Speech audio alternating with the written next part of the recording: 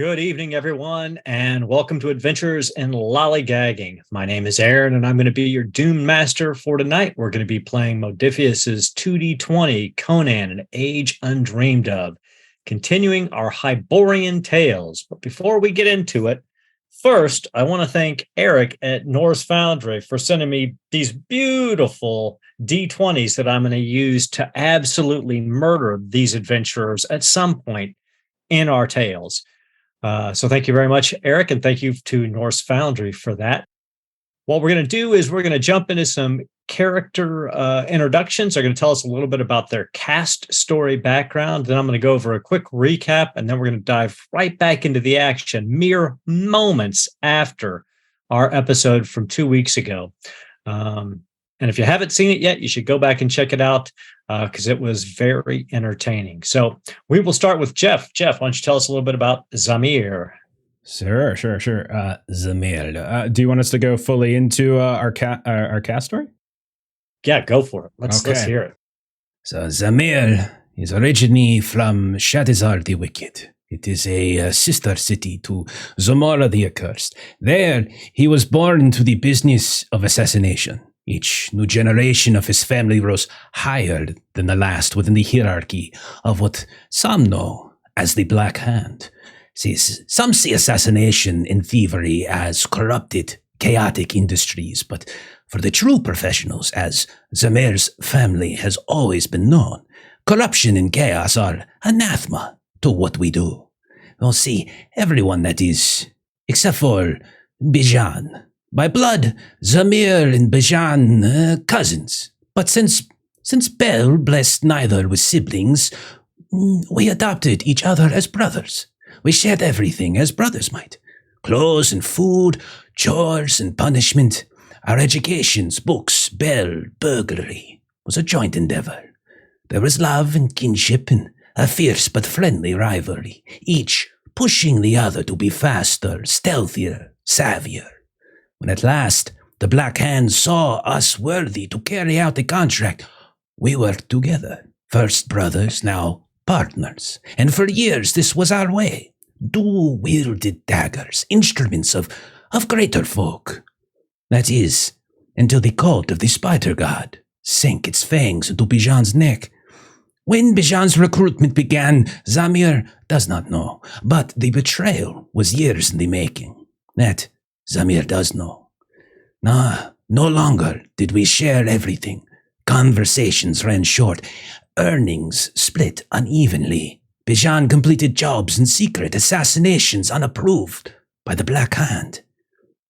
And for some time, Zamir covered for his partner, for his brother, until Bijan's treachery was laid bare, until Bijan carved through the honored and elevated within the Black Hand, his weapons coated with some new poisonous sorcery gifted to him by the grey-robed priest of the Spider God.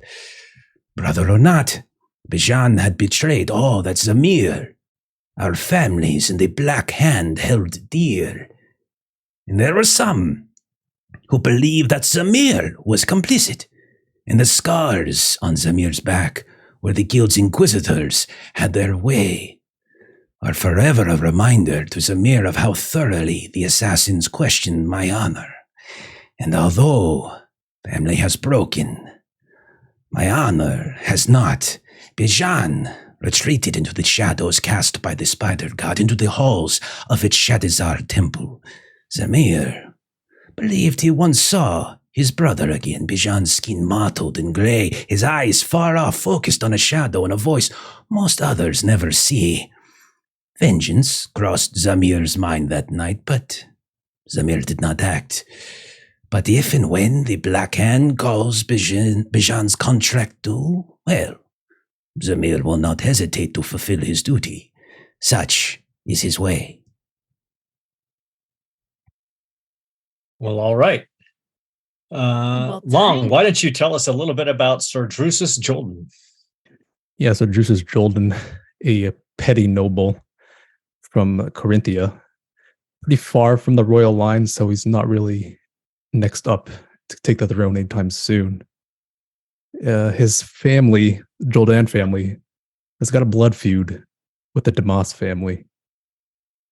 in the Joldan family, a great grandmother. There were fights, murders. She's now widowed. Her husband has died. The DeMoss family has been fighting for the love of this woman. And because of that, our families have been going at each other's throats for generations. Just killing the cousins, aunts, uncles, back and forth. And me leaving behind my home country, having killed a cousin on the DeMoss' side, now leaves me with the target on my back as I venture out to the lands. Nice. All right, Stephen, why don't you tell us about Sobek Kepler? The story of Sobek's cast is the story of his birth. In the temple of Set in Stygia, long, long ago, we zoom in on the servants' quarters. You hear the wails of a woman and midwives come in and out, rushing from the servants' quarters. And then there's a piercing scream, not from the servants' quarters, but from the high priest's room. The priests go rushing towards the room, and out slithers a 12-foot-long black snake. The priest inside is dead. The servants prostrate themselves before the holy symbol of Set, and the snake continues to slither to the servants' quarters where I was born, proclaiming me to be the chosen one.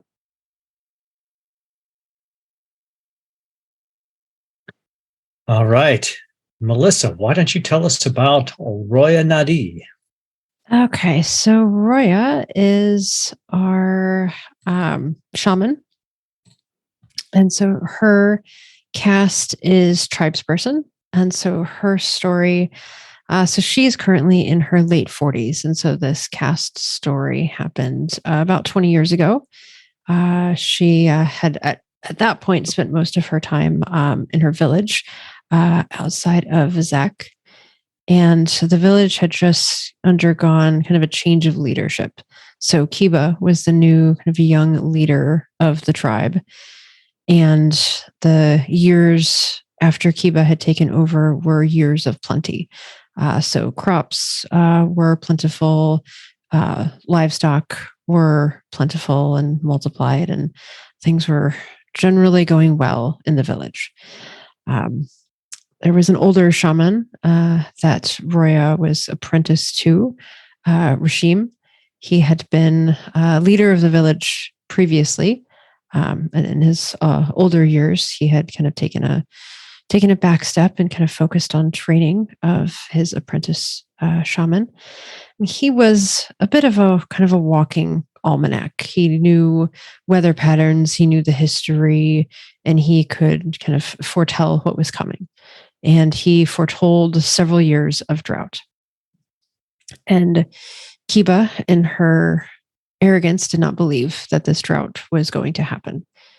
And so no steps were taken to try to prevent this drought, to try to store water or provisions or any such thing. And just as Rashim foretold, the drought did come.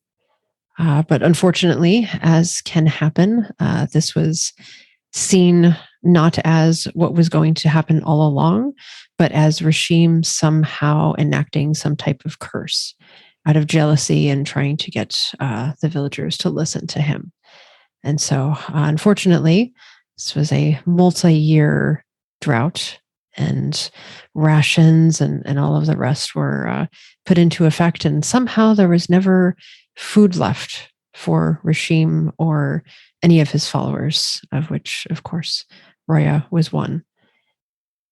It wasn't long after the first year of the drought that Rashim passed away, and the rest of his followers were not treated particularly well, and starvation was had by all. And by fortune, and as Rashim himself had foretold. It lasted 3 years, and waters returned to the area. But at that point, getting past the crisis, any followers of Rashim were outcast from the village. And that is how Roya found herself a traveler. Thank you. And last, but in no way least, let's hear about Aurelia. Aurelia was born in the Bosonian marshes to Volmic and Demadra. And as her duty, it was to keep an eye on the flock, as their village was rather small and was often beset upon by wolves. There were many dens nearby that just so happened, but this was where we decided to live and our family lived. And so we stayed, even though it was recommended for us to move. And oftentimes, Aurelia was tasked with just night watch. So she'd stay up late and listening for any wolves to warn the village when we were getting raided, or if wolves were attacking. And she learned, at a young age, that just being silent and listening is often what can help keep you alive. Because there was one hunt where she traveled a little further because she heard a disturbance and she was investigating it. And by the time she returned, her village was no more. Well, I want to thank everybody for a little bit of insight into their characters' pasts and what put their feet on the road that has led them to Zamora. So we're going to take a couple of minutes to do a quick recap of what happened last session before we dive in. So at the beginning of last session, we saw our adventurers at the end of what mechanically would have been part of their downtime. And we threw a couple of scenarios out just to see how they would react. So Zamir, Aurelia, and Roya were faced with a fire breaking out. And they valiantly worked together to save a woman and her child from the building. And that's where they had their very first encounter with Grandmother Wisp, though they did not know who she was at the time. Then we slid over and we saw Sobek and Sir Jolden in a bar, where they were accosted by some temple guards who were drunk and rowdy, and they did not rise to the bait, even though Sobek got urinated on. They held the high road and they walked out of the bar. They were all then summoned to their patron, Hieronymus One-Eye, who was the one who gave them the previous job that brought them to Zamora. He sat them down in the Serpent's Pit, a tavern/brothel deep in the mall where he holds court. And he introduced them, after a few questions, to Sir Gaius Atticus Rye, a Templar of Mitra, who had the job for them, which is to recover a piece of the regalia of Mitra, specifically the torque of Mitra. He told a tale of how they were stolen, or how all of the regalia was stolen over 40 years ago. But all of the thieves were stopped before they got out of Nemedia, except for one who escaped with the torque. He tracked it eventually now back to the city of Zamora, and he found that the high priestess of Set, Setanepre, wears it when she has high holy days, at least in the temple. He used another piece of the regalia, another relic of Mitra, the braziers of the regalia, and he allowed them to track where the torque was, because they are connected as one set. And he realized that they are somehow in the obelisk of Set within the temple district, but that they travel back and forth almost instantaneously between the temple of Set and Setanepres compound. It was at that point that Hieronymus One-Eye's children, who worked for him in the street, recognized that Sir Rye was being followed. He was brought in. Hieronymus explained to him that he was about to get killed if he didn't pass the job off. So he has guaranteed to our group of adventurers 10 gold pieces apiece if they can return the torque, and 15 gold pieces if they can do it within a week and take it to a caravanserai close to the border where he'll be staying with his men. Everybody agreed to it. Hieronymus took him out the back to spirit him away, and the group collectively thought about what they knew of the city of Zamora since they'd been here for a while, and they decided to attack their information gathering in three different prongs. So we had Sobek and Roya went to the Temple of Set, where after dealing with the temple custodian, Sobek enscrolled him, charmed him, and they managed to break through a magical and complex mechanical lock and slip into the inner area of the temple. And that's where we left them. Zamir and Aurelia went deeper into the mall. They went to an old brewery, which actually was where the Shrine of Bel, god of thieves, is. They were able to decipher how the locking mechanism behind the shrine worked, and they were led down into the Court of Beggars, where they once again met Grandmother Wisp. And after some flirtation and some appreciation for the fact that they saved a child, Grandmother Wisp agreed to answer all of their questions for a single gold piece. She told them of the Undercity and of the sewers, and that they were primarily used by the thieves and assassins. However, anybody getting close to the area in the Undercity that was underneath the obelisk was at great risk because no one had ever returned from that area. She also pointed out the obelisk of Set was originally part of the original Temple of Set from several hundreds of years ago. And she also implied that she was there to see it at the time. She said that there's also a possibility of another way of breaching it. She mentioned the fact that it was believed that blood gates existed that connected the Temple of Set and possibly Setenepre's own compound to the area underneath the obelisk, but that is only rumor. After they gathered that information, had a little bit more flirtation, they left, and that's where we left them as they were leaving the Court of Beggars. Sir Drusus Jolden, being a noble himself, decided to go into the palace district. He approached the guards. They directed him to a tavern. He went to a tavern. He played some cards, lost a little bit of gold, but found some very good information from some other young nobles that, in fact, there's a fighting pit there within the palace district where young noblemen go and try their arms. They use generally blunted weapons unless there's, some honor duel going on. And it's basically just to test their strength, and they let Sir Jolden know that Setenepre or some of her followers would occasionally go to the fighting pits to look for interesting candidates that she might want to invite to her party. So Sir Jolden then went to the fighting pit, and he found the fighting pit's custodian, who told them that the pit was monitored 24 hours a day to make sure nobody cheats. Sir Jolden passed him a few coins, and the man said, well, if you come back tomorrow at 8 a.m., at 8 bells, that's when I get off work, but that's when the fights start, and I can point out who you want to fight to impress Setenepre and where you should fight from, indicating that the blue quarter was probably the best place to start fighting for the morning. And that's where we left Sir Jolden. The only other thing that I forgot to mention is that Grandmother Wisp did tell Zamir and Roya that if they were interested in getting black market invitations to the party, to go to the well within Old Town at 5 a.m. or 5 bells, and that they would meet someone there who would be capable of taking care of them. Did I leave anything out? Excellent. I don't think so. Sounds pretty solid. That sounds Thank you. So we're going to pick up. It is still a few minutes after midnight. Sobek and Roya have just pushed open the door into the inner areas of the Temple of Set and walked in. What do?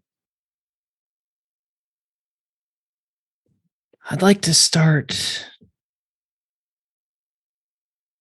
scoping the place out. We want to know the quickest ways to and from the sewers from here. Okay. Yeah, you can both give me an observation check, but I do want to point out one thing mechanically for those people who are going to be running Conan in the future as a DM. One of the interesting things about Doom, which is the coin or the currency that your Doom Master gets to use to cause harm to the players or give them some inconveniences. There's a couple of ways you get it. You generate it when the player characters have a complication. You generate it if they don't have any momentum and they decide to give you doom, or you generate it anytime the characters put themselves in a much more dangerous situation than they were in before they left. Now, you get 1 doom if it's just slightly more dangerous, and you get 2 doom if it's outrageously more dangerous. So I'm popping my doom up by 2 points, and you guys can make your observation checks. That was 2 failures. Excellent. Okay. Roya, did you want to give it a go? Yes, 1 second. Sorry. That is 1 success. Okay, 1 success. So what you notice in this, you notice that it's a hallway and is very circular in shape. And about every 10 to 15 feet down, alternating on either side, left and right, there's a door. They look like they might be doors into small cells or prayer chambers. The most interesting thing you notice, though, is that the floor is, once again, it's a tiled mosaic that seems to be interweaving snakes. And as you take that first step onto the tile, it makes a sound that reverberates up and down the hall. It sounds like the sound of scales going across sand. That's normal. No, But the corridor continues on for about 80 feet, and then there's a light source at the end, which is where most of the light in this corridor is coming from. Looks like it probably opens up into a larger room. I think we should make haste towards the light, Sobek. Light, could you guide me? Of course. And I hold out my arm for her. And you hear the shh, shh, shh, as you go down the hallway, past 3 doors in total, 2 on the right side and 1 on the left side. This is a most holy place. Would you like to look in the rooms, or are we looking swiftly for areas of exit? We should be quick. We do not have time to search everything. We should find our goal and leave. One other quick question. Are you trying to minimize the amount of sound? Are you trying to be stealthy? Or are you just trying for speed? Roya's aim is a bit of stealth. Okay, so Yeah, what I'm I fine with need stealth.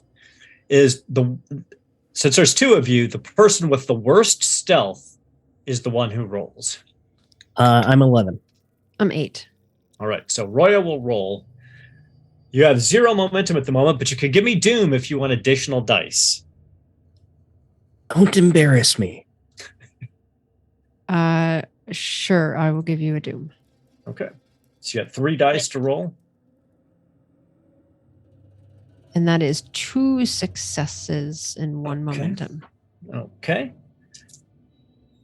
And I'm going to spend a Doom to see if anybody hears you. My opposed observation check. Okay. So you guys have 1 momentum. You're going in towards the lighted chamber. As you approach, you see that it opens up and looks like it's probably a larger prayer room or meeting room. There are cushions across the floor. There are sconces along the walls with lit by fire. And right on the opposite side is another opening going further in. But what really catches your attention is standing in the middle of the room, watching you approach, is a man with 2 king cobras twined down his arm and 4 snakes on the ground at his feet. And then you hear shuffling out from the hallway behind him 4 more guards. And he looks at you and he goes, "You dare trespass within the temple of Set?" And we're going to stop there for a second. And we're going to go over to Zamir and Aurelia as you walk out of the Court of Beggars. It's a little after midnight. Just FYI, you guys all do have lodgings in the inner district. That was all paid for as part of your upkeep. So you do have a place to go if you want to sleep, but you could do anything you want at this point. You've got till 5 a.m. before you're supposed to meet the guy at the fountain in Old Town. Would we have made plans, perhaps, or do we have a rendezvous where we're off in like an inn or a tavern where we meet frequently. You would probably, I mean, the Serpent's Pit is a location if you were near the mall. Otherwise, I would say more than likely there's a square, a town, basically a market square in front of the inn that you're staying at, which you probably would be where you would meet. I think so. And you could have definitely set up a time to meet. Zamir turned to Aurelia. Well, we were very productive, I believe. We have a very good lead. We need to get rest. We have to get up very early in the morning if we are to make it to Old Town to follow up on what Grandmother Wisp has given us. Yes. I could use a nap. I believe so. We have done great work, probably far superior to our compatriots, I would imagine. Perhaps we will return. Maybe we will see Sir Drusus or Roy or the strange priest of Set, perhaps. Yeah, hopefully they're hanging around. If we could see about getting them a ticket in the morning. Yes, I believe, yes. Let us return. We have done good work. Let us get a nightcap, and we shall go and rest for the evening. Yeah, a drink, a good drink. And I will dream of Grandmother Wisp. So you easily make your way through into the inner district and back to your inn with no issues. No one dares to approach the two of you. You've got a bit of a reputation in Zamora already after your last heist. So you make it back to the inn, and we will cut over to Sir Drusus Jolden. You are just leaving the fighting pit. It's a little after midnight. You do not have to return until 8:00 in the morning. Yeah, I'm also leaving here, but if possible, I'd like to swing by I think Temple District was with the story with the obelisk where the relics would attract each other. Yes. I want to investigate that to see if that's actually true. Okay. So you move through out of the Palace District and you move into the Temple District. It takes you about 30 minutes to wind your way through the inner district to get over to the Temple District. But you do notice the closer and closer you get to the Temple District, the more you feel almost a little pressure on your wrist where you're wearing this bracer. And the closer you get, the more the pressure is. And it tingles and warms up a little bit, not to the point where it hurts, but you can definitely feel incrementally every step as you get closer to the Temple District. It is pulling you further and further on. Okay, I don't want to go too far to maybe attract some sort of attention. Okay. So I'll just make my way back to our meeting place. Okay, so you're on your way back there, and now we'll cut back to the Sobek and Roya show. What do you say? What do you do? Roya, with her staff, is like poking Sobek in the ankle quite vigorously. I cannot trespass where I am at home. You are not worthy of entering this part of the temple. How did you get in here? I know everyone who has warranted passage into this area. The Lord Set provides.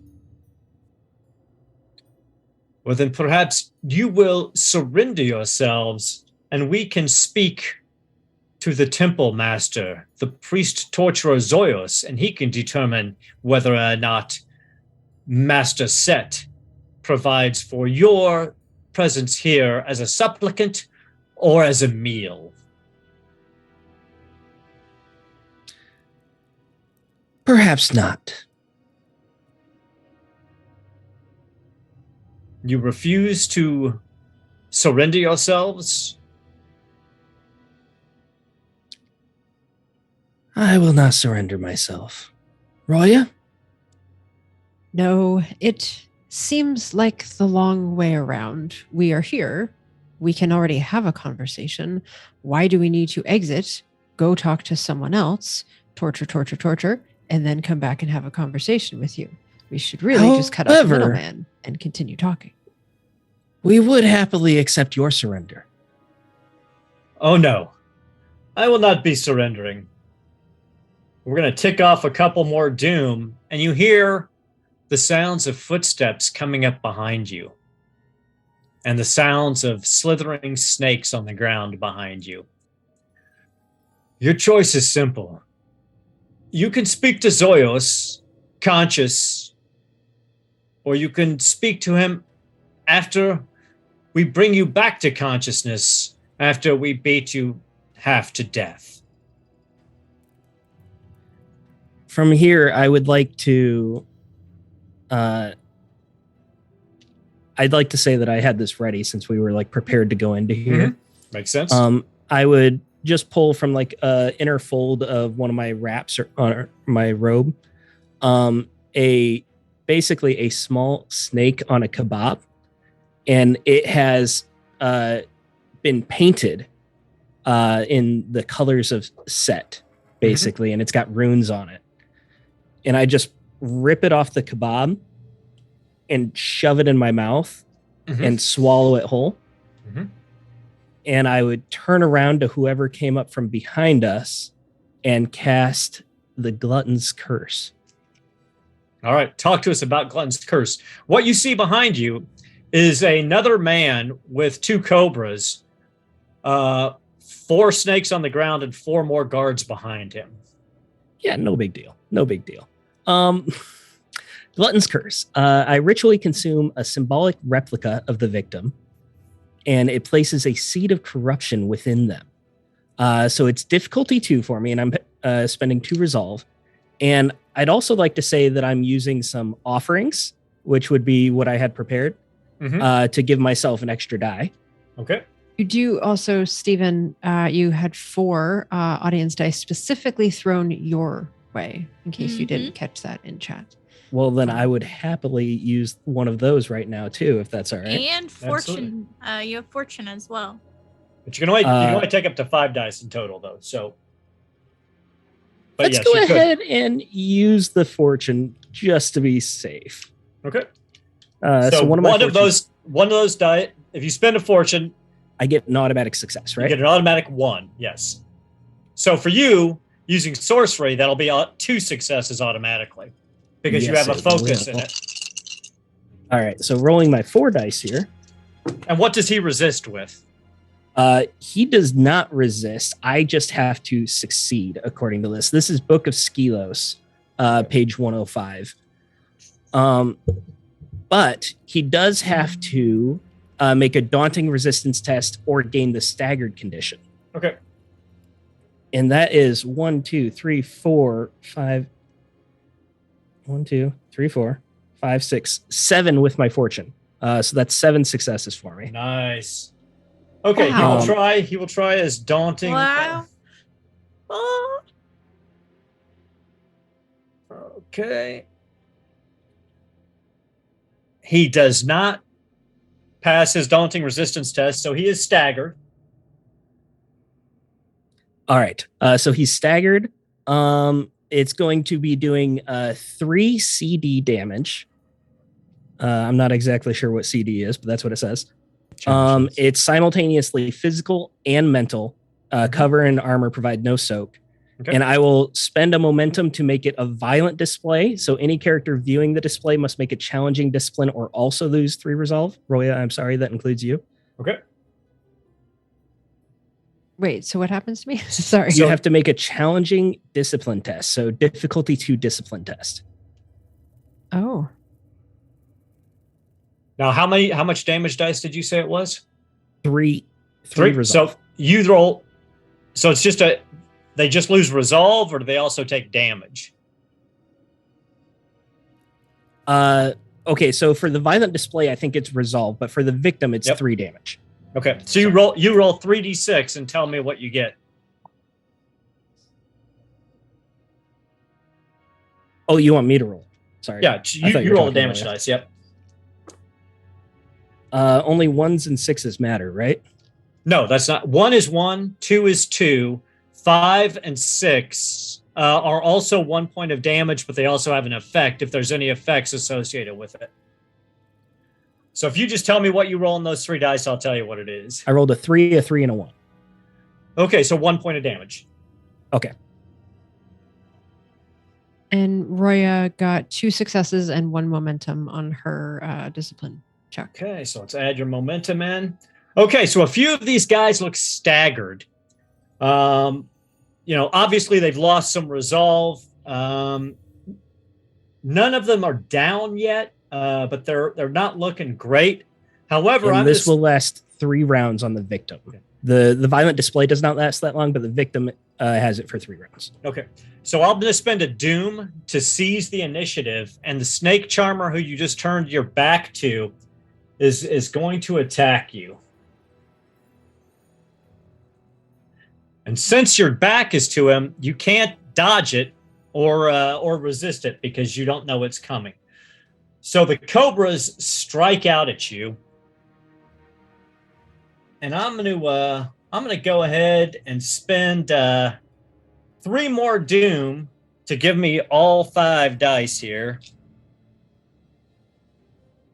Let's see what we get. Hold on, I'm rolling physical dice here, so I have to calculate this stuff in my head. Okay. Ooh, that's not bad. That's not bad. 1, 2, 3, 4, 5, 6. Got 6 successes. So with 6 successes, we're gonna put those over to damage. So 5 additional. 1, 2, 3, 4, 5, 6, 7, 8. 1, 2, 3, 4, 5, 6. Oh, I did get 1 4, but I got 7 effects and 2. So that's 9. It's piercing 2, but you don't have any armor, but it's vicious 1. So 14, 15, 16 points, 18 points of damage. And it's persistent 2. So for 7 rounds, you'll take an additional 2. Now, however, you can give me 1 doom at this point to get rid of the persistent. So you don't have to worry about it. I don't think that matters when I only have 8 vigor. No, that doesn't kill you. It Right? doesn't kill you. You take a wound. So that's 1 wound, 2 wounds, 3 wounds. Okay, so you've taken 4 wounds. So basically you're unconscious, but you're not dead. So, Roya, what you see is Sobek turns around and casts a spell, and you see a couple of the temple guards that were rushing in. Mhm. They kind of crumple from it, and you see the snake charmer that he targeted looks ill and hurt. But then out of the corner, but you were still facing towards the other guy. You see this cobra strike out and sink its fangs into the back of Sobek's neck, and you just see him fall to the ground. But it is your turn. And I see how many other folks other than us here? So there's the one injured snake charmer, Okay. 2 of his guards, his 4 snakes, the one snake charmer that just attacked Sobek, his 4 guards, and his 4 snakes. Yeah. You can run. This is not. So the snake charmer looks at you and he goes, "Do you wish now to surrender and speak to Zoyos? We will make sure that this heretic does not die." I do not wish to be separated from my compatriot, but I will not be raising my staff to you this day. Drop your weapons, and we shall escort you in to see the master. Roya lays her staff at her feet. They bind Sobek's arms. They basically wrap his arms from his shoulders to his hands behind his back and bag his fingers, gag him. They just tie your wrists, but they don't take any extraordinary actions. And they lead you deeper into the temple. They're dragging his body by his feet. But you did see the snake charmer put some sort of poultice on the back of his neck where you saw it just beginning to swell and blacken. He put something on the back of the neck to draw the venom out. And we'll flash back to Sir Drusus Jolden, who is walking into the inn. You find Zamir and Aurelia have already beaten you there, and they're having a drink. It's about a little after 1 o'clock in the morning. Pretty much the entire inn has quieted down, and only people left in is the innkeeper behind the bar and a couple of drunks who are passed out, other than your two friends. Zamia Radia. How goes your investigation? So when you walk up, Zamir is leaning over very earnestly, talking to her. Do you think there is a grandfather wisp? Oh, hello, Sir Drusus. Please join us. It's good to see you. I'll sit down with them. No, you over here, Aurelia. I really hope so for me. No, oh, yes, we shall break them up. Exactly. Well, I don't know about you, Sir Drusus, but we have a very promising lead for how to gain access to one of these parties, I think it is, for the High Priestess. Have you seen our either two compatriots? Last I heard, they were going to the temples. I haven't seen them since. I am sure they are fine. Sobek Kepper seems very, very capable. Yes. Yes, I agree. Yes. Well, if they are not here, they must have made great progress, I think.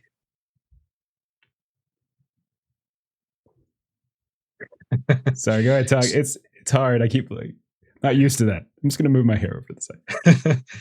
So you enjoy your drinks. You catch one another up on what you found out. You find out that Sir Jordan's got a fight at 8 a.m. that may get him his own invitation, and you find out that they may be able to purchase invitations for everyone else, or at least themselves, at 5 a.m.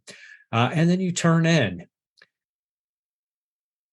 And then we slide back to the Temple of Set. And we find ourselves in the very, very heart of the Temple of Set, in priest torturer Zoyos's personal chamber. And what we see there is Sobek conscious again. He's deeply injured still. He's got his 4 wounds, but he's conscious. So your resolve is back. I mean, your vigor is back to full, but you still have 4 wounds. So that means you're at -4 to any actions you're going to take. So it's just makes it, or you need, your difficulty increases by 4. So minimum of 5 to get a single success. You are shackled and contained. You're on your knees. Your hands and ankles are bound together. Zobek, you're gagged. Roya, you're not gagged. But in front of you is a very Gentile-looking man with long black hair and olive-colored skin and hazel-colored eyes. He actually has laugh lines. He looks like a pleasant person. Other than that, he's of average height. He's wearing nice clothes, but they're not particularly fancy. And he's smiling, and he's just walking back and forth in front of me. He's like, "Just wait a moment. There's some things that need to be attended to before we talk."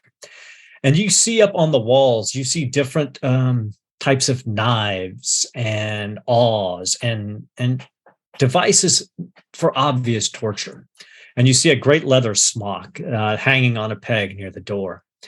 And as then the door to the chamber opens again, and you see the priest custodian that Sobek charmed being led in by the guards. And he's crying. And he's like, "I didn't do anything wrong. It was not my fault." And Zoya says, "Shh, hush, hush, hush.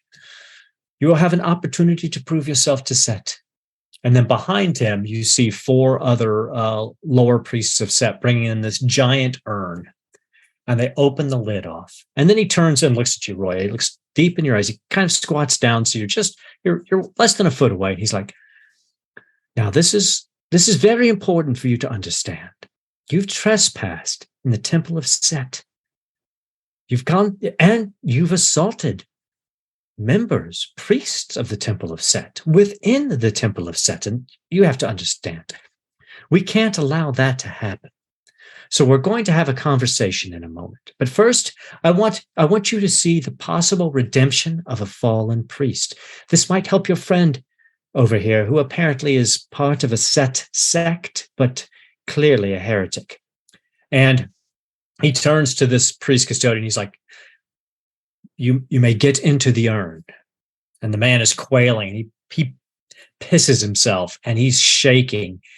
Absolute terror. His eyes are almost bulging out. He falls at Zoyos's feet, and he begs, "No, no, no." And Zorios just says, if you will not climb into the urn on your own, you will be put into the urn. And we both know how much worse that is.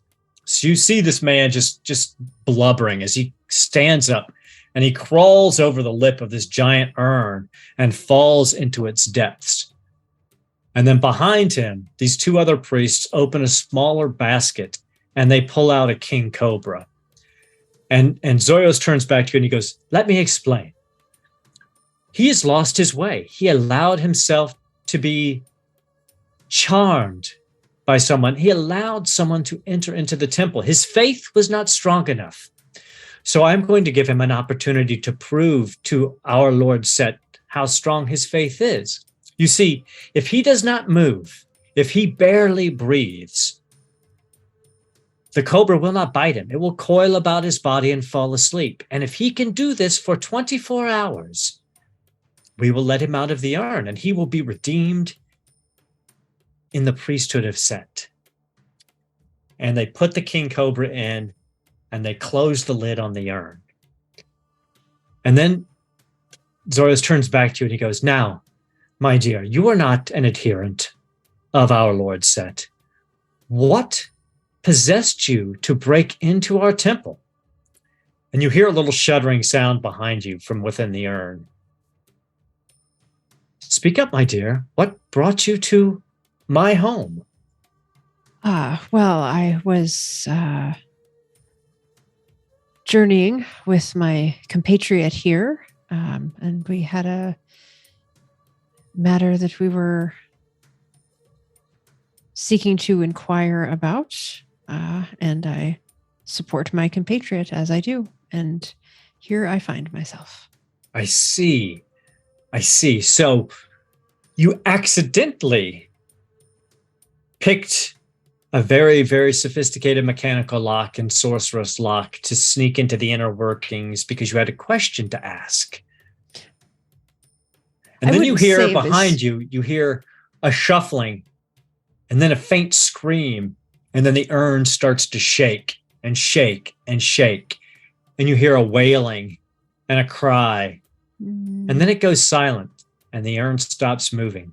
He goes, yes, you were saying, I apologize for the distraction. My dear, what is it that you were saying?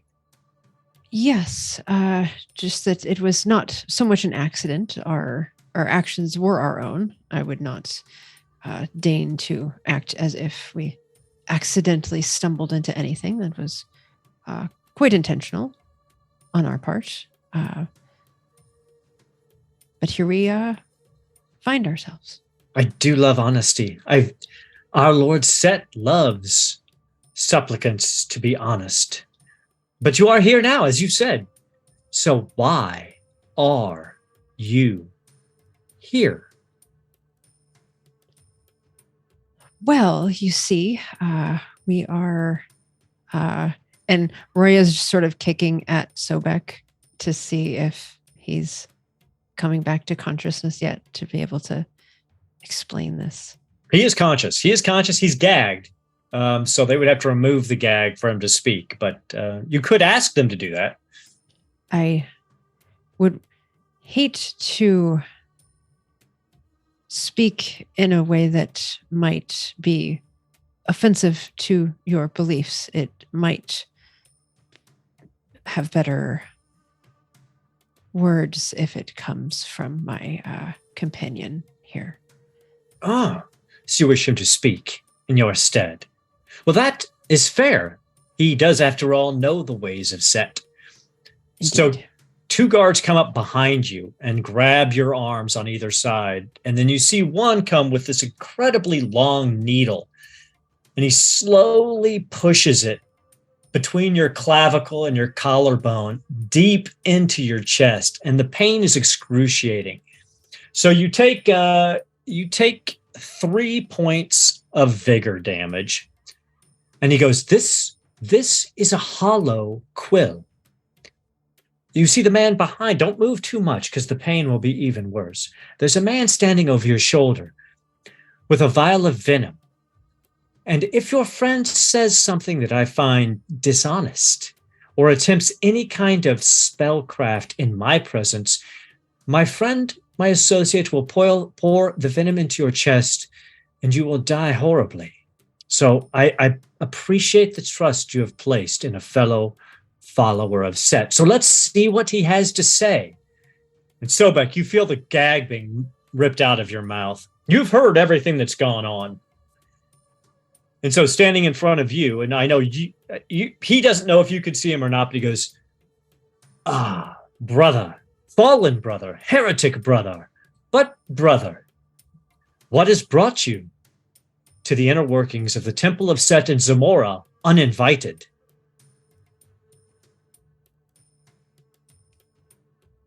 Would you believe me if I just said I needed a drink? Ah, my friend, please begin to admit 1 drop of venom, please, just 1. Let her feel what the pain, the true agony of it is to feel the kiss of the serpent in her lungs. Roya, take 1 wound. Okay. And Roya, by the way, is not in any way letting on that she is in pain. Okay. She is gritting and stone-faced, but she does not give them any satisfaction. Give me whatsoever. a resistance. Give me a resistance roll to see if you're able to pull this off. Okay.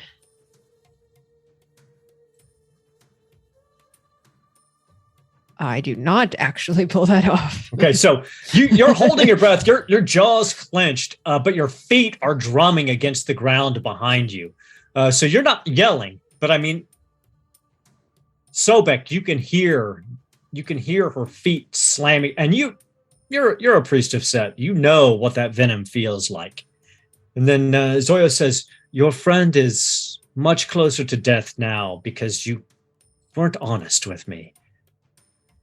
You if you choose, we'll simply kill her now and move on, or you can tell me what made you think that you could or should break into the inner temple of Set."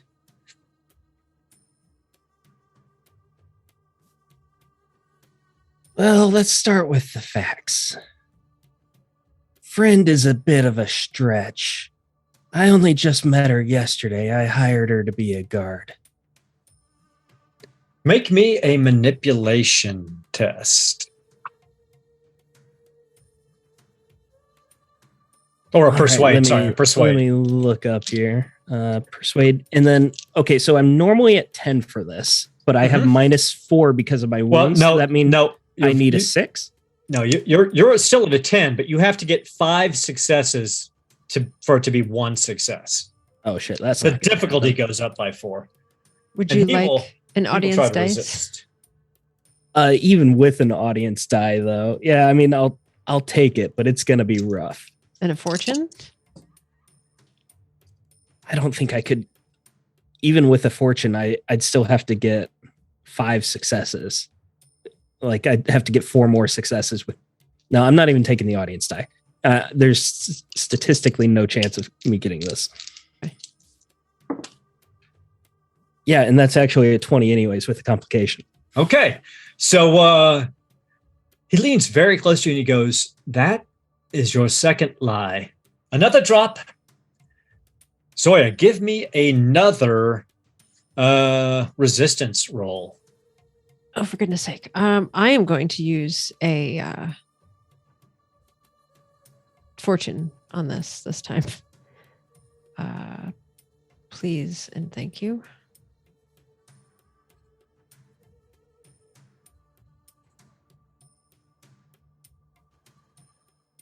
So that is 3 successes and a banked momentum. Okay, so yes, you get your extra point of momentum. You don't flinch at all this time, but you do take your second wound. As the venom, another drop courses down into your body. Sobek. Zorios turns on and he goes, "That was another drop of venom into your friend's chest. How many more drops do you think she will survive before she passes out and meets Father Set in the afterlife, to be digested forever within his coils?"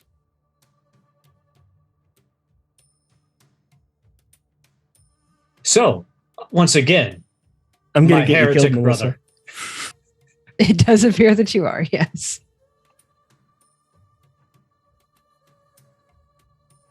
Do you have a reason? Or, my dear, would you prefer to explain why you're here? Because clearly your friend doesn't think much of your friendship. My patron, Nasser, priest of Set and Stygia, sent me to find the secrets of your temple here. Let's see that persuade check. All right.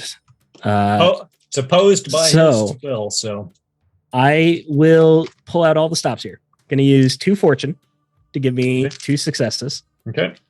And I Do you have any focuses in persuade? No, I don't. Okay. So you get 2 Unfortunately. successes from that. Yeah. So that's the last of my fortune, and Okay. then I will use an audience die, Got it. and then I'm gonna. We have a momentum in the group, don't we? You have 2 momentum, yes. Can I use both of them, or You can I get a only use total one? of you can use a total of 5 dice. So Okay, so yeah, I'm gonna use both group momentum to get 5 dice. okay. And I'm going to use 2 doom to get 4 dice.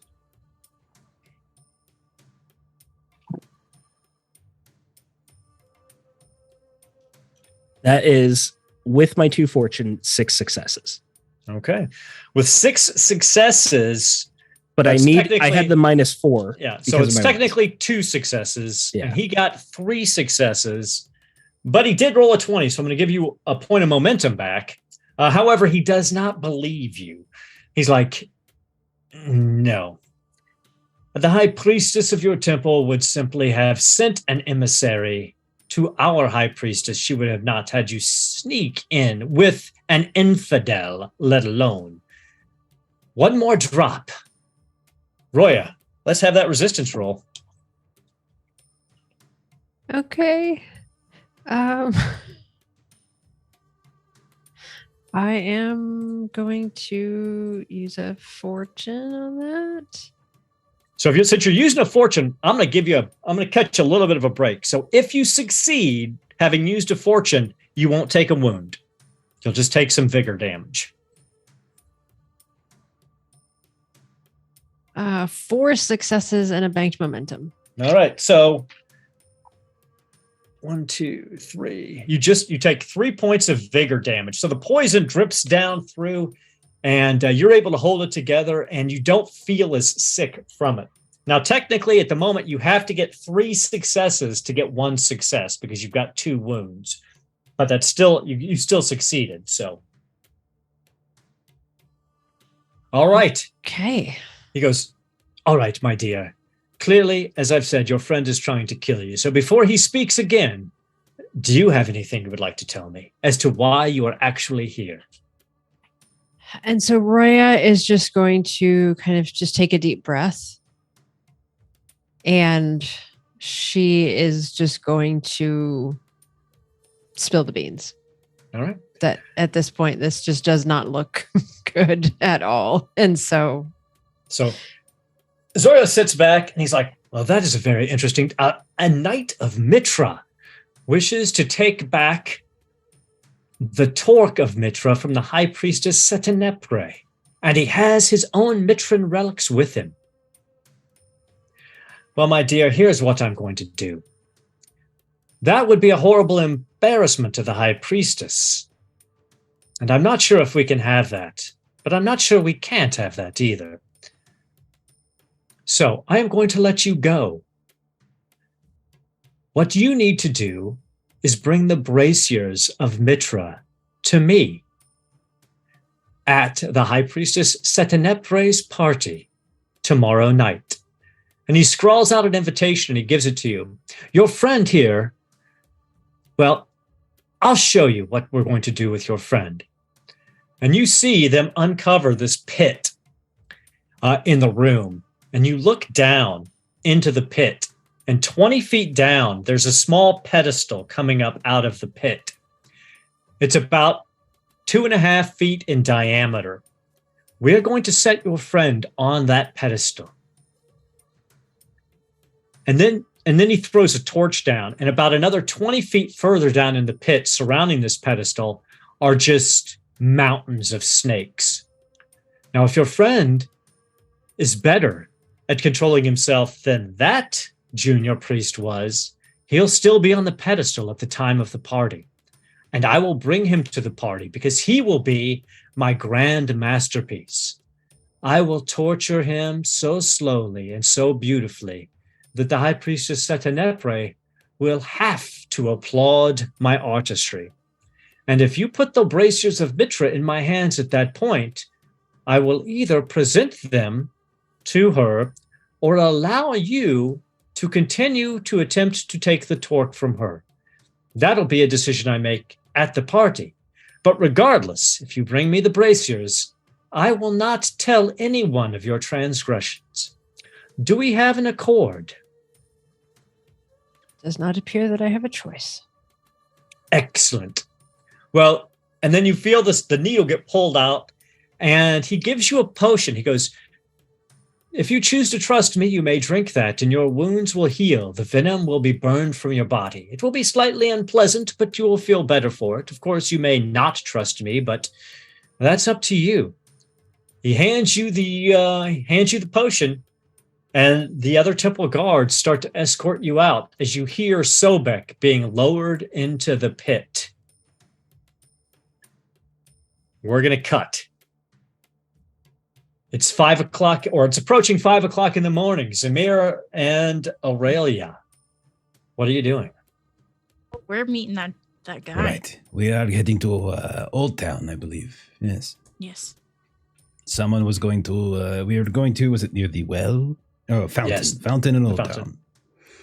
5 bells tomorrow will be approached by someone with an invitation. Exactly. Yes. So I think we're heading there. I mean, we'll let Drusus know what we're up to. I mean, we kind of filled him in, but we will, before leaving the inn, we'll let him know. We'll also peek to see if Sobek or Roya has returned. Yeah. You don't see either one of them in their rooms, but as you're leaving the inn, you see Roya staggering up to you, and she is disheveled, looks somewhat beaten. Did you take the potion? No. Okay. She looks very worse off. You can see up the side of her neck and across her shoulders, horribly inflamed and swollen. You see black veins tracing through there. She's just profusely sweating. Her eyes are bugging out slightly, and she's wheezing as if she's having a hard time breathing. So with Zamir being an assassin, I haven't quite gone into the poisoner tree, but would looking at her and seeing some of the discoloration, would he have a good idea? Yeah. Okay. You absolutely know. It's definitely snake venom. You can tell by, you just know for a fact, having lived around Zamora for as long as you have. He'll take a long sniff, like, snake venom. What trouble did you get up to, Roya? And Roya will pull out the little vial that she was given. I don't know if this is the anti-venom or not. Sobek and I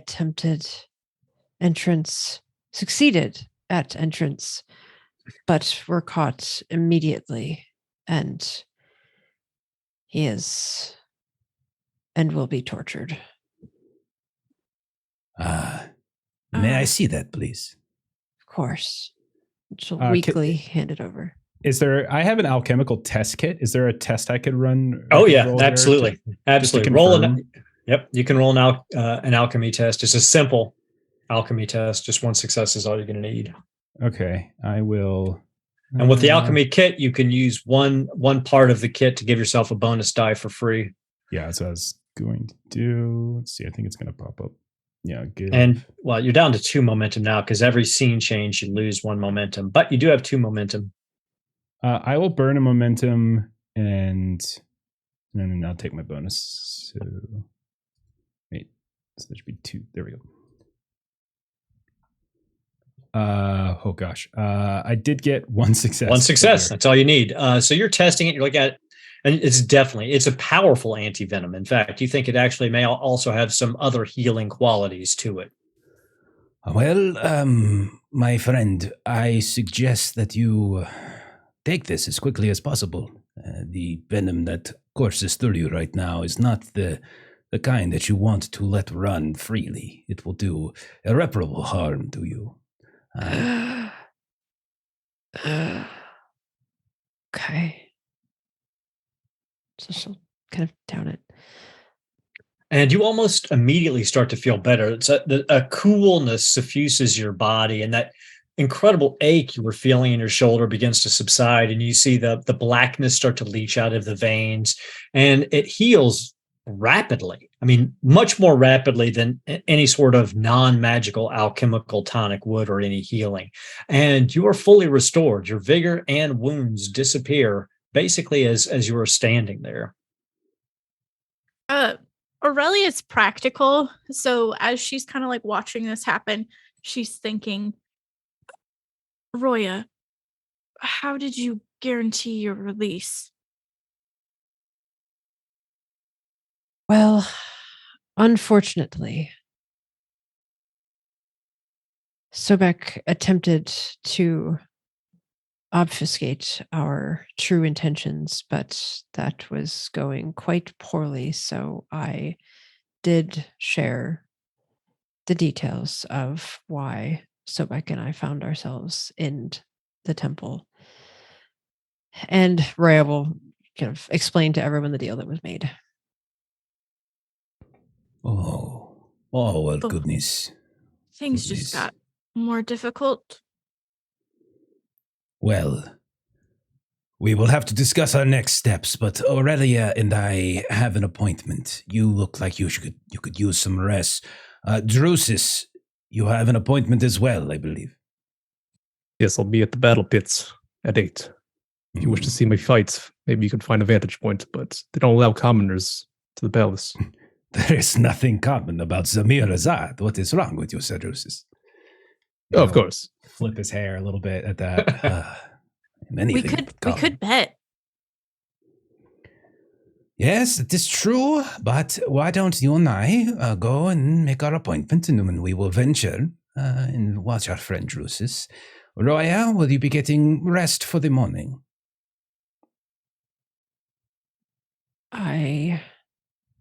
You actually feel pretty good right now. You feel better now than you felt in days, really. Find the need. Whatever was in that concoction there has even taken away any effects of drink from earlier today. Well, perhaps with the lesson we have learned, you two going off on your own, getting into such trouble, perhaps we should stay together for a bit.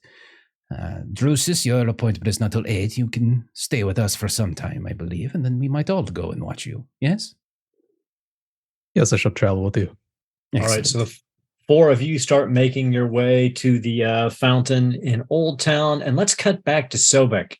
Sobek, you're sitting on a pillar of stone. Your arms are tied behind your back. You hear the sound of snakes hissing 20 feet below you. Give me either a discipline check or a resistance check. And it's still -4, right? Yep. You still need to get 5 successes. Yeah. There's momentum, and you can always give me doom. And there's audience dice. I'll take an audience die, and if I use the 2 momentum, I might be able to get this. Now, if you re-roll, you will not have any of these elements. You know, you can re-roll a character. Can we vote on his next character? Okay. The suspense is killing us. He's freezing. Just talk a bit. Yeah, 1, 2, 3, 4, 5, 6. 6. Okay, so you successfully got 2 successes. So you get 1 back in momentum, and you're steady on the pillar. Now, what'll happen? You're not going to fall. But if you start failing these rolls, if you're rolling on discipline, you'll start to gain despair, which reduces your total amount of resolve. If you're rolling resistance, you would get fatigue, which is, physically trying to lock yourself on this pillar, which reduces your total vigor.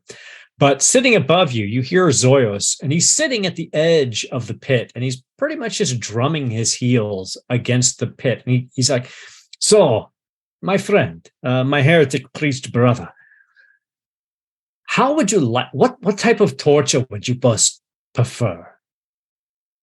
I mean, I have so many different artistic ideas for you, but what would you prefer that I start with?" I'm quite fond of what we're currently doing. Oh, you're of great wit. It's a shame that we couldn't redeem you. I'm sorry for your loss. Indeed. Do you want to now tell me what you were actually doing here? I mean, Roya has told me that you are here to steal some, or to find some way into the inner workings of the temple so you can get this token of Mitra, this torque of Mitra. But there must be something else that a fallen priest of Set was doing here. You must have had some ulterior motive for sneaking in. I've told you a story. She's told you a story. If I tell you another one, how many stories can you believe? Oh, I've only believed hers. Everything you told me was a lie. Well, then we should probably keep it that way. That's fair. Well, I hope you enjoy the rest of your morning. I'll be sure to make sure that I take my lunch here at the side of the pit so you can at least smell what a last meal would taste like. When night falls, you'll be retrieved, and we will go to Setenepres for her party. And if it's all the same, grand I would going prefer away. to pass on that. I'm not one for parties. Oh no, don't worry. You are going to be a piece of art, not a member of the retinue. And with that, if you want a piece of art, you should meet my friend Zamir. Is he an accomplice of yours? Should I be looking for him at the party? Yeah, why not? Sadly, I feel that I can't believe anything you say, Sobek. But once again, I'm going to retire for a while. Do be careful. Try not to fall. And he withdraws, and turns off all the lights, so you're just in a dark pit. Rules question. Yes. There's no way for me to attempt to heal myself because I'm restrained, right? That is correct. Yeah. Okay. Now you could try to get out of your bindings, but if you don't, you could potentially fall. Yes. So I mean, there are some risks there. Okay. I'll just hang out for a little bit. All right. Now your vigor completely restores. You have your wounds. You still have your wounds, but your vigor is full at this point. Yeah. That -4 is tough though. It's tough. Getting 4 wounds is pretty hard. You're basically incapacitated. But I'm sure you'll be fine. And then we find ourselves back approaching the fountain in Old Town. The 4 of you are coming. It's still pre-dawn. The sun is only beginning to start to break. The market around you, the small Old Town market, is beginning to be set up. You see some fruit and vegetable sales, and people bringing in some pigs for butchering, probably. But it's still pretty quiet. And you approach the fountain as you were told to do. And you see shuffling over towards you an older-looking man, bent over, stooped over, walking with 2 walking sticks. In a almost like a canvas sack for clothing. And he goes, alms for the poor? Do you have alms for the poor? But of course. And yeah, I think Zamir will flourish a coin or 2. And did we agree? I'm not sure if we agreed on a price, but he'll flourish a coin or 2. Kind of reach out, hold it out for the man to kind of grab. He goes, "Oh, this is nice for the poor, but for the prosperous, for the party goers, this isn't quite enough." Oh, well, one can never be too sure. And then he'll produce more. How many invitations could we procure from you, my friend? Well, I can get you E02. That's what I was told to have prepared. And I was told that you can either pay me 6 gold or do a favor for Grandmother Wisp, and she'll cover the cost.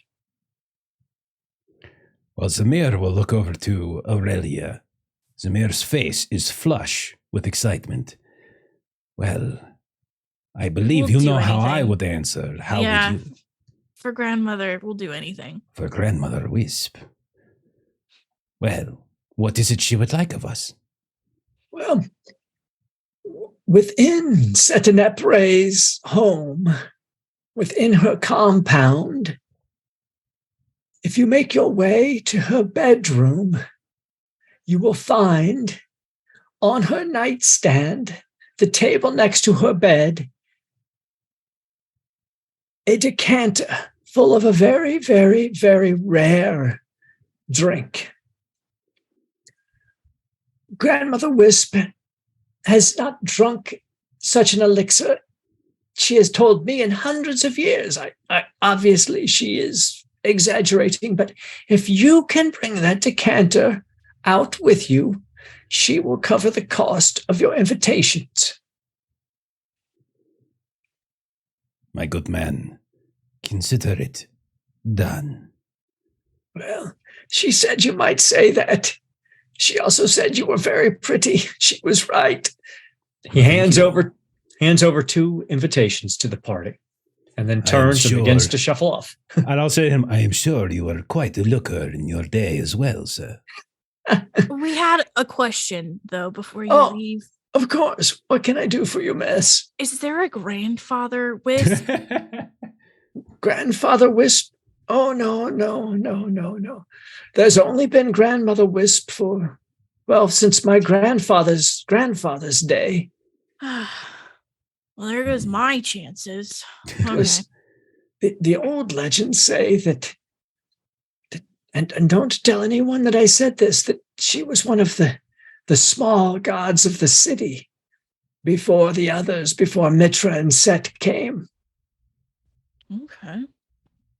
Zamir's eyebrows just nearly go through his forehead at that point. A god?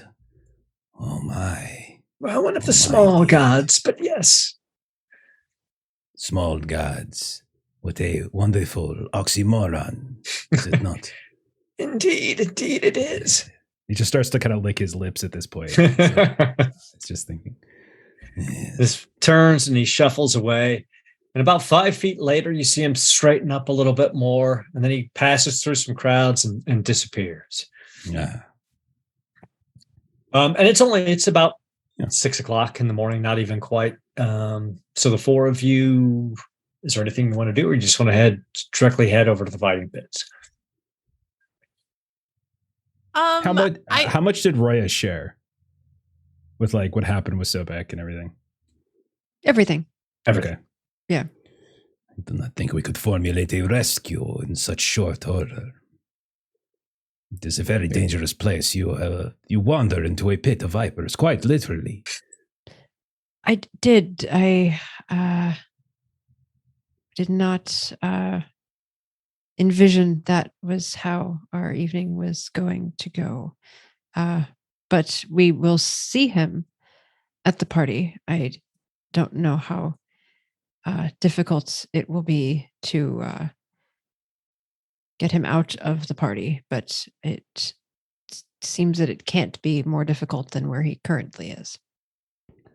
Well, we have many tasks at hand now at the party that we must give our attention to if we are able to retrieve. I am sorry, I am blinking. Sobek, yes. If we are, yes, perhaps we will retrieve him. But I would say that perhaps this teaches lesson, yes? Do not put faith and trust in a sorcerer from Stygia. Speaking of that sorcerer from Stygia, why don't you give us another resistance or discipline check? Or is there something else you want to do while you're on this pillar to try to affect your own escape? Yeah, I'll just jump into the snakes. We'll go discipline. Okay. We have one group momentum, so I will steal that. And you I'll can take give me an Doom if you audience want. die. I'm not going to quit asking for Doom, damn it. You got plenty. It's my job. It's my job. What can I say? I am the Doom Master. Shit. Oh no, that's fine. 5 successes. So that's literally what I need, right? -4. Yep, exactly. So that's exactly what you need to get it with your 4 wounds. So you're able to continue to stay frosty and stay atop of this pillar within this pit. And unless there's something else you want to do, we will head back to find our other 4, Zamir, Aurelia, Roya, and Sir Jolden, at the gates to the palace district. Hello. I'll be fighting today in the pits. Oh, excellent, sir. It's always good to see new nobles cross blades within the pit. And are these your retinue? Yes. We are here to serve Sir Dressus. As you know, sir, you must vouchsafe for their actions, and it is 1 silver apiece for each member of your retinue. Oh, of course. Any actions they partake in solely come back to me. I'm sure you'll be able to keep this lot in line. Enjoy yourself at the fighting pits today, sir, and may victory find you. Thank you. Shall we go? Do you? After you, my Fire lord. lead. And I'll go to the lead of it. So you make your way past the gate and into the palace district, and this is the first time that you 3, Aurelia, Zoya, and Zamir, have ever been in the palace district. Zamir, you've never even been in the palace district because it's so dangerous to do jobs here. And coming through the gate, it's like you're in a completely different city. The streets are wide and perfectly cobbled. There are lamps along the entire wall that are just now, there's lamp bearers just now putting out the lamps.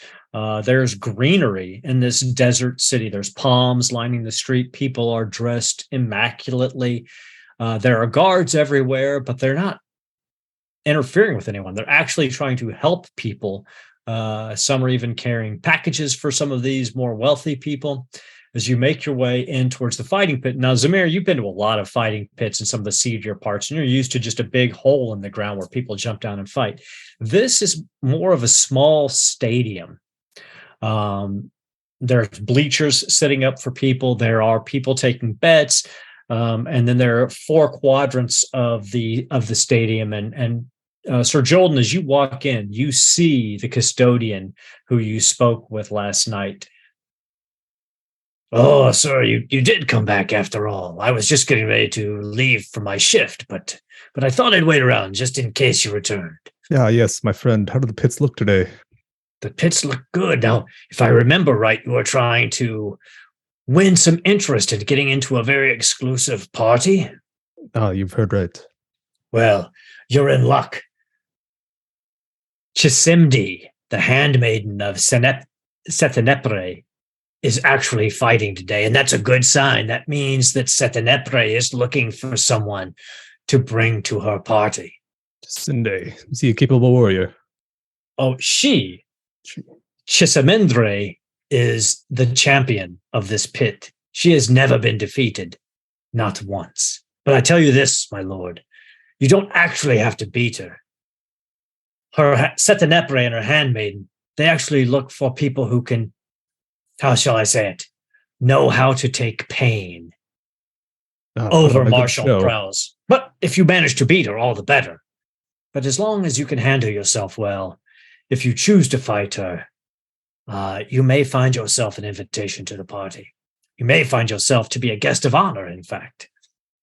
Yeah, let's just call it guaranteed then.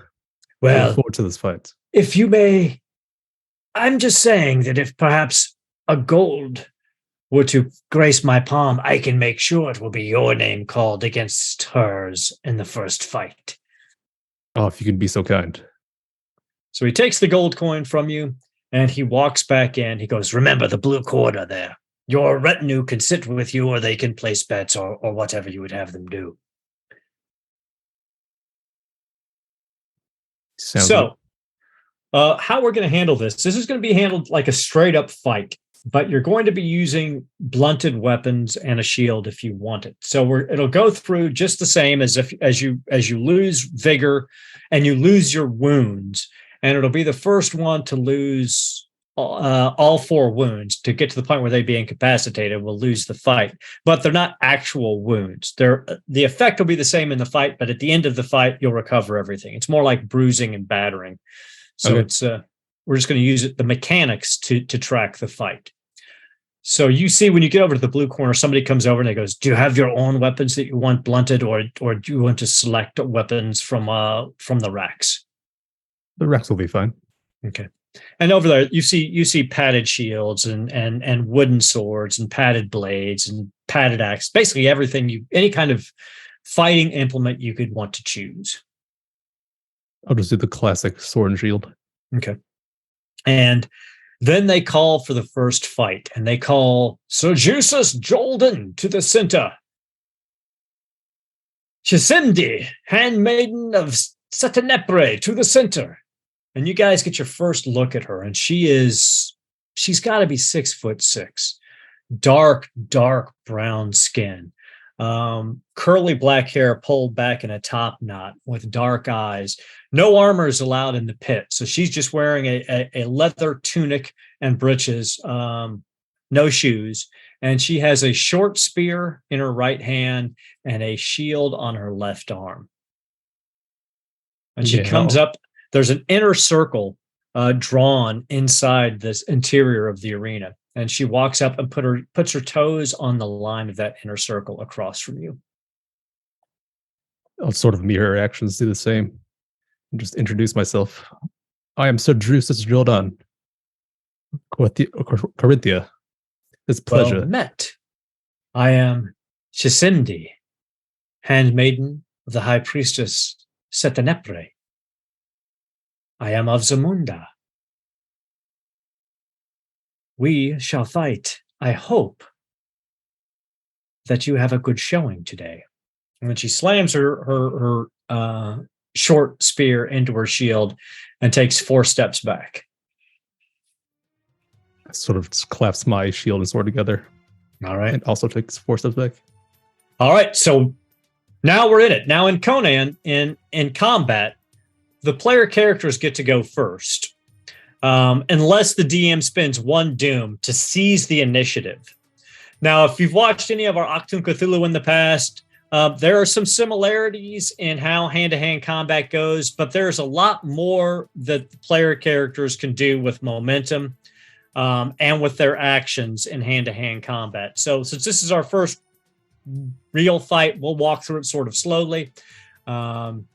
So we'll start out with me spending 1 point of doom to seize the initiative because she's fast.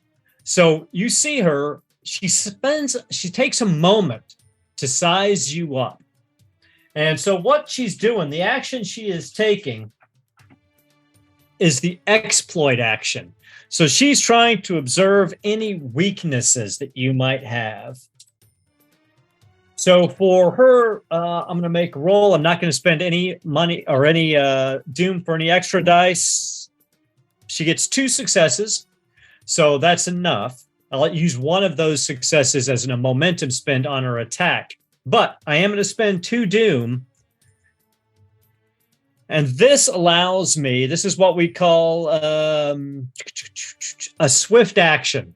So I'm spending 2 doom to take a second standard action. And that standard action, having exploited your weakness, is she's gonna move in and strike at you with the spear.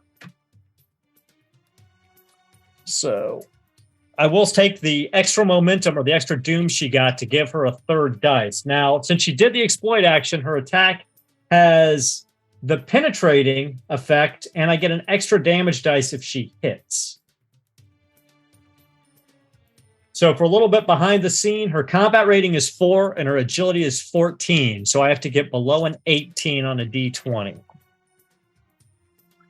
I got 2 12s and a 15. So 3 successes, but nothing below her focus. So she did get the 3 successes.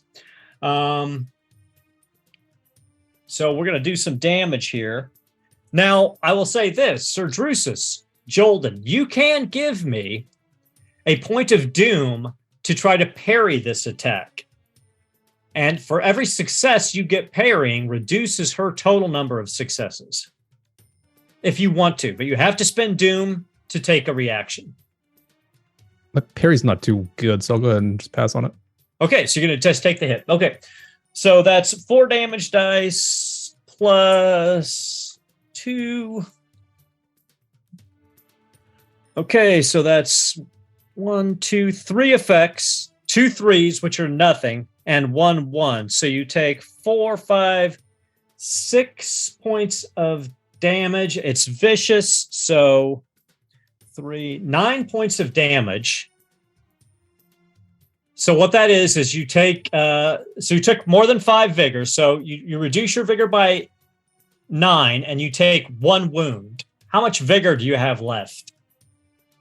See, I had 14 to start. That puts me at 5. Okay, so you have 5 vigor left. So you've taken 1 wound and you're down to 5 vigor. So now it is your turn. However, now your difficulty, there is no armor in this fight. Nobody's wearing armor in it. So, but yes, normally you would get armor soak. But since you didn't parry, you can't use your shield to soak any of it. So you've got 1 wound now. So that means your difficulty to hit her is 2. Gotcha. Oh, that was quite the opening strike. You do have 1 momentum, and of course you can give me doom, and there's lots of different things you can use momentum for, like you could disarmor, you can do all kinds of stuff. So anything you want to try, you tell me, and I'll tell you how much momentum it costs to do it. Okay. I'll just sort of follow up and just strike her back, really. Okay. She is going to try to parry. So you go ahead and roll to hit, and then she'll try to parry.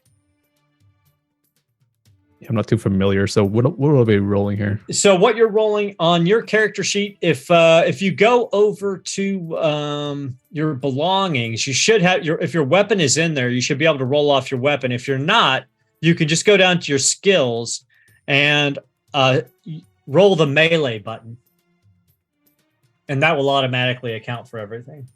Okay. Now, if you want a 3rd die, you can use your point of momentum. You can get up to 5 dice in total. You can also use fortune points to make 1 die an automatic 1. And I know your focus in melee is higher than 1, so that would give you an automatic 2 successes. So there are options. And as we figured out last week, you can spend as many fortune point as you want at once. So you could use multiple fortune points if you wanted. I'll do whatever I can to get 5 here. So I think... So you can spend a momentum and give me 2 point of doom, and that would get you 5 dice. That sounds like a good deal. All right. Do you also have audience dice? Yeah, and don't forget that fortune comes back at the start of the next session. So, yep. Don't be afraid to use it, basically. Okay. I'll use fortune for the auto success as well. Okay. So, 1 die is an automatic 2 successes. So you only have to roll 4 dice. Okay.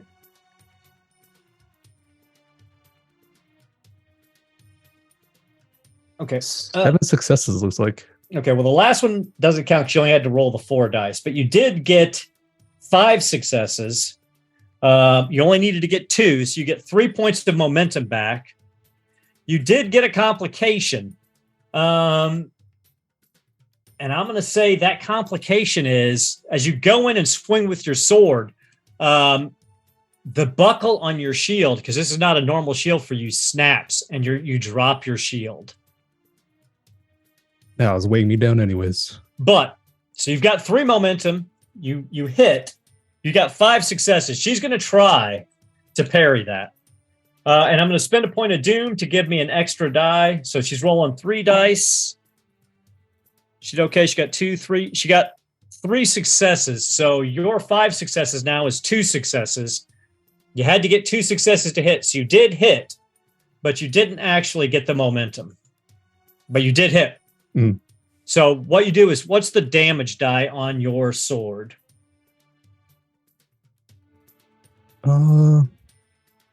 You may Using the just be able to broadsword? roll damage. Yeah, it's a broadsword. How do I see that? Should be in your. Do I just roll the belongings. damage? If you go to your belongings, you should be able. You should, if the broadsword's in there, you should be able to roll damage from there. Okay, I'll just roll it then.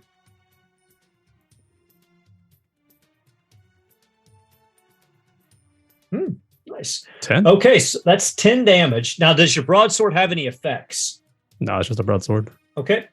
I will tell you this: you can spend 1 momentum to re-roll any of those dice that you want to re-roll if you want to go for more damage.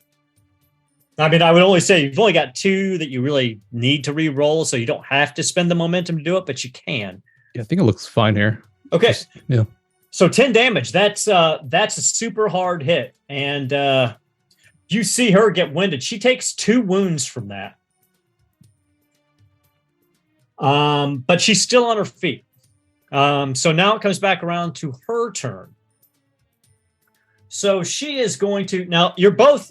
And one other thing to point out is normally guard is an issue here, but she's using a short spear, and Sir Drusius Jolden is using a broadsword, so they have the same reach. So there's not, you don't have to worry about breaking and regaining reach because the weapons are the same reach category.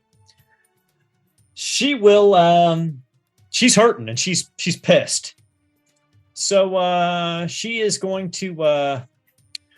She's going to spend 3 doom to come at you hard. Now, she has to get 2 successes as well to hit you now. Oh, wow. She got 1, 2, 3, 4, 5. She got 6 successes. Now, you can attempt to parry that if you want with your broadsword. Yeah, I was gonna say I'm gonna try and parry this round. Okay, so you have to give me 1 point of doom to parry. Well, on a broadsword, does it have parry? Yeah, it has parrying on it. Okay, It so does. you don't have to give me any doom for this first parry. So you can just roll your parry, and you're just trying to reduce the successes. Now, if you get more than 6 successes, she misses. It's not even possible. I have 1 expertise and 1 focus. I don't know what that gives me. So you can roll the 2 dice. You've got 1 momentum, so you can roll 3 dice there. If you've got any focus, you can spend focus, or you can give me doom if you want to get up to 5 dice. I need 6 successes. Yep. So do you have any fortune left? Yeah, I have 1 left. Okay, you could spend 1 fortune. That'll automatically give you 2 successes. Then you could spend 1 point of momentum And I'll give you doom for rest. and give me doom for the rest. So that'd be 2 doom and 1 point of momentum. You roll 4 dice, and you've already got 2 successes. Let's give it a go.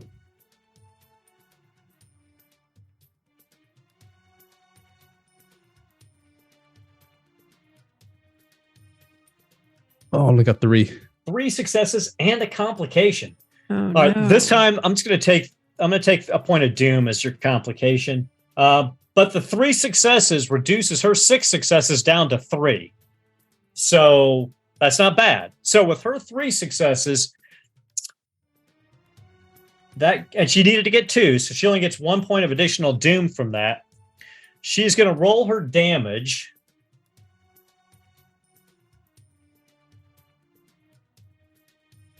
And her short is piercing 2, vicious 1. But since you're not wearing armor, the piercing doesn't really matter that much. She got 1 effect, 1 4, and 2 points. So you take 3. You take 4 points of damage, and she is going to spend 2 points of doom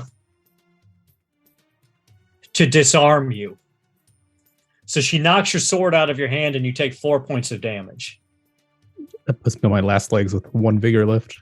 Okay, you got 1 vigor left, but you did not take a wound from that because she did not get 5 points of damage. But your sword is on the ground, and it's your turn.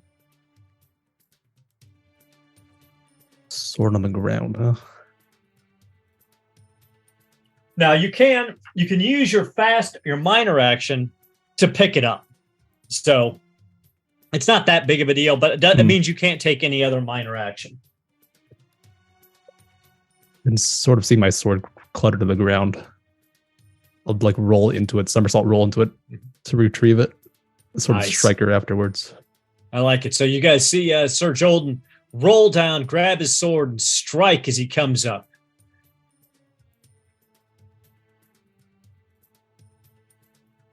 I'm gonna give her an observation check really quick here. I want to see if she got caught off guard. Okay. So she does not expect you to do that.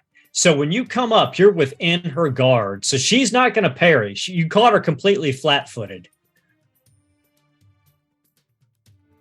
So you have 2 dice. You can give me Doom to get more dice if you want, or you can just roll with the 2. I'll just roll with the 2. All right.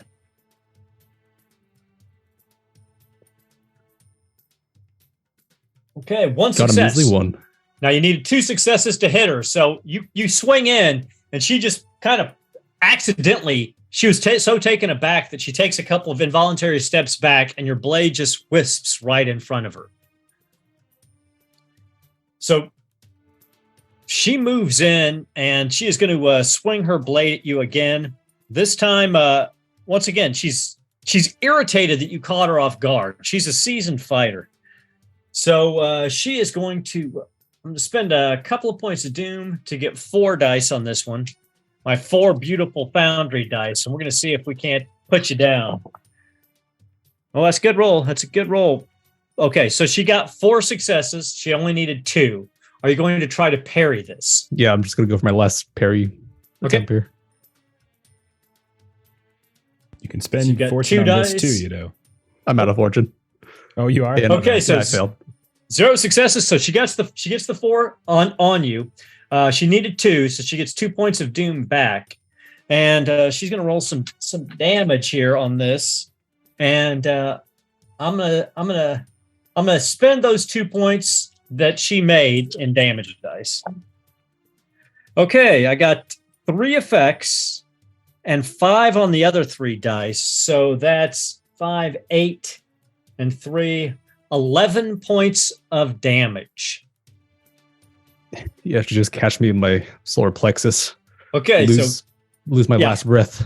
Her spear comes in, gets you right in the solar plexus, almost lifts you off the ground with this blunted spear because she's big and strong. You feel all the breath come out. So that takes you to 0, which gives you 2 wounds. And then you take an additional 10 points of damage after you go to 0. So that takes you down to 4 wounds. So yeah, she lifts you up on the point of her spear and drops you on the ground, and you're out. Well fought. And just sort of collapse there. She grasps you by the arm and she stands you up, and she puts her forehead against your forehead in a gesture of respect. And she goes, "Sure, Jolden. It has been months since anyone has caught me off guard and struck as true as you have. Please accept this invitation from my mistress, the High Priestess Setenepre, to be a guest of honor at her party this evening." Your words honor me. I shall be there. She hands it to you, and then she takes this bracelet off of her wrist that's made of onyx beads, and each bead of onyx is carved in the shape of a serpent's head. And she hands it to you. She goes, "This is a gift for a true warrior. I look forward to seeing you this evening, Sir Jordan." I accept gracefully. And with that, she turns and walks out, and you all 3 have invitations to the party. And Roya has her own invitation, the special invitation from the torture priest Zoyos. I wish I didn't have this invitation. So, Sobek, let's get another discipline or resistance roll from you. I would just like to say that technically I was invited as well. This is true. You also will be a guest of honor. Some of us got invitations like way easier than other people. I will be spending an audience die here to see how this goes. Doing discipline again because I'm good at it, but not good enough. Dang. That's only 4 successes with a -4. Okay, so you take 1 point of despair. So that reduces your resolve by 1. So up in that little circle in the corner above your max resolve, just put a 1 in there, and it will temporarily reduce your resolve total by 1. Okay. But that's how you spend the day and the late afternoon, as the rest of your companions have invitations to a party that they have to get ready for. And that's what we're going to call it for the evening, as Aurelia, Zoya, Zamir, and Sir Drusus Jolden have invitations to a very, very important party where they have some very important things to do. And our friend Sobek is going to be turned into a piece of art unless his friends figure out a way how to get him out of this mess.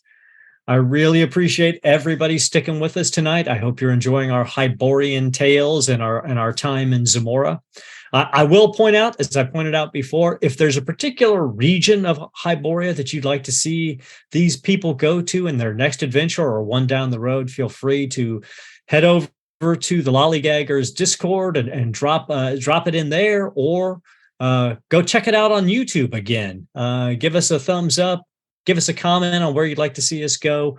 And who knows, we may find them there and whoever Steven's next character is with them. I'm going to turn it back over to Jeff now so he can do the tap dances and bring us out. All right. So, Aaron, thank you for running. This is a lot of fun. I really enjoy watching Steven squirm. So keep doing this. This is so good. Let's see. Tomorrow, we're going to be playing some One Ring. So come hang out as we are episode 49. In a couple weeks, we're going to have a special big ass giveaway for episode 50. We got stuff from Norse Foundry. We got stuff from Free League. We'll talk a little bit more about it tomorrow, but a lot of good stuff. So come hang out with us tomorrow. Monday, we'll be back to Holler for Savage Worlds. Steven, what do we got on Tuesday, man? Tuesday, we're having a big TPK. Everyone's going to die. It's going to be miserable. We're playing nothing. Forbidden Lands. Yeah, you like watching me squirm? Yeah, you're dying. You're dying. Okay. So we're playing Forbidden Lands. They just got through a dark forest, and it's gonna get ramped up here now that I see what the stakes are. We're up in the danger. Yeah. You guys, we're on air. You guys can't flirt right now. Chill out. Just remember, I have control of 2 of your characters. You just got 1 for me, buddy. Oh goodness. Let's see. Next Friday, we might be back to Blade Runner, or we might actually have the week off. Melissa and I have some folks coming in, so I'm not sure yet if we have Blade Runner. But yeah. And also come hang out with us on Garblag next Thursday, where you can see Aaron and I playing some Actually, no, wait. Aaron, you're not going to be there, but I might be there. I'm not sure if we're playing it, but come hang out with us. But thanks for everyone out tonight. Thanks for those of you who threw out bits, threw out subs, who got this the hype train. Thank you for those of you who are watching this on YouTube. We really do appreciate it. We're going to raid our friends over at Defenders of Cobalt now, who just started up a new America campaign. So when the raid kicks up, go ahead, click on that button, follow over, watch some more good stuff, and have a great rest of your night. So bye-bye. Good night. Bye.